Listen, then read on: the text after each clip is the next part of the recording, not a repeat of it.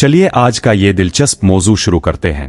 ہندوستان کی تاریخ میں کئی بادشاہ آئے، کچھ اپنی بہادری سے مشہور ہوئے اور کچھ اپنی طاقت اور خوف سے، لیکن ایک نام ایسا بھی ہے جسے آج تک لوگ حیرت، بحث اور خوف کے ساتھ یاد کرتے ہیں، اورنگزیب، جس نے اقتدار کے لیے اپنے ہی بھائیوں کے خلاف تلوار اٹھائی، اپنے باپ کو قید کیا اور پوری زندگی جنگوں میں گزار دی۔ 1618 میں مغل بادشاہ شاہ جہان کے محل میں ایک بچے کی پیدائش ہوئی۔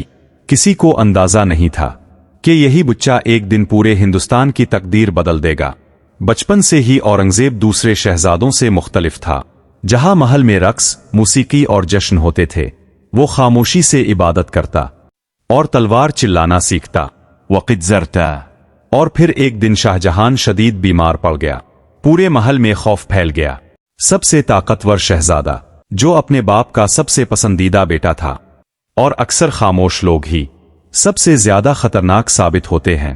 پھر شروع ہوئی اقتدار کی خونریز جنگ۔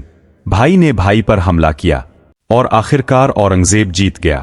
دارا شکو کو گرفتار کیا گیا اور چند دن بعد تو ایک باپ اندر سے ٹوٹ گیا۔ اورنگزیب نے اپنے ہی والد کو آگرہ کے قلعے میں قید کر دیا، جس نے تاج محل جیسی عظیم عمارت بنوائی تھی۔ 1658 میں اورنگزیب تخت پر بیٹھا اور اس نے خود کو عالمگیر کہا۔